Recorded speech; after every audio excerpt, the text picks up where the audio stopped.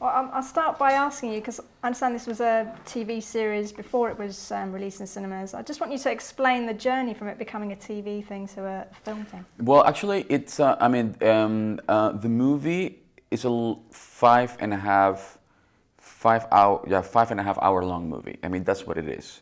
The thing is that to finance a movie, about, the life of an infamous terrorist, with, a movie that was going to be shot in 8 different languages, to be shot in probably 10 different countries, with cast coming from all over the world, and with cast members who were not like big movie stars. It would have been impossible to finance through the traditional way of putting movies together.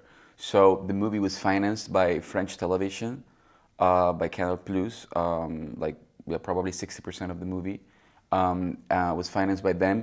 And that is the reason why they said, okay, we're going to put the money, but we also need, like an extension in order to, like a movie extensive enough to do certain, kind of mini series and broadcast it in their network, but also, be able to have a theatrical release. So that is the reason, and I think that is great, because we had the opportunity to do a very interesting movie that we would have not been able to do otherwise.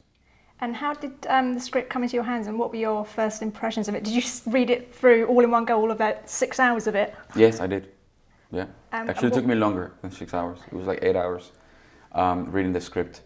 Actually, it was like that. I mean, I got the script from Olivier, and I sat down to read it around 8 p.m. I was in production in a movie in Colombia, and I thought that I was going to read, the first part of the whole project, and I couldn't stop. So I kept reading in a go. I mean, I read the whole thing in a go until, like probably 6 or 5 a.m. Next day. So. And Carlos is a tough character to like for obvious reasons. Mm-hmm. I mean, for you as an actor, do you have to like him, or did you feel any kind of, did you relate to him in any way at all? Well, you have to. Yeah, I mean, you have to. I mean, you have to connect to your character. You have to relate to your character. I mean, you can. I mean, there's no other way for me to portray a character, and that's why this process can be painful and can be difficult, because you have to give up all your prejudices, and you have to give up all your own emotions and conceptions about the world in order to embrace those of your character. But that's the way to go. I mean, you have to try to find ways to connect to him, to build bridges, and try to justify and to understand him. Although your stance in many ways, I mean, whether it's political or ideological, could be on the other side of the spectrum. It must be quite draining emotionally, but physically as well, because you're having to put on weights as well, and you must have spent, I don't know how long you spent in the role, but I mean, how was that experience for you emotionally? It was like 7 months.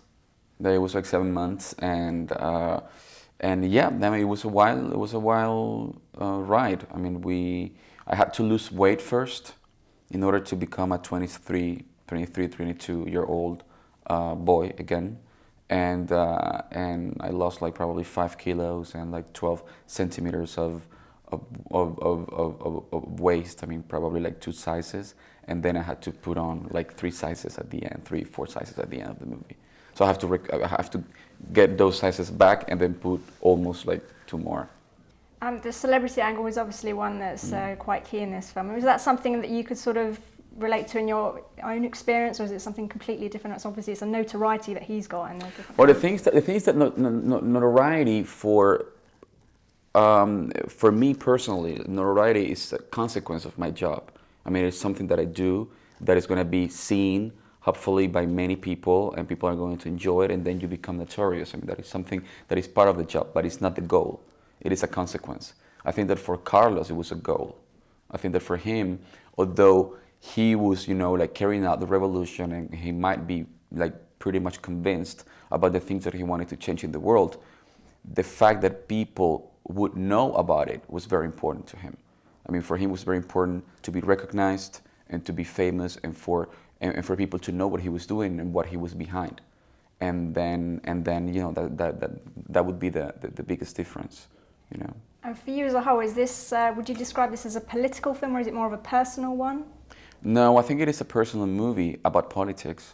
That is the thing. I mean, I wouldn't say that Carlos is a political movie. I think it is a movie where politics are part of the story. I mean, the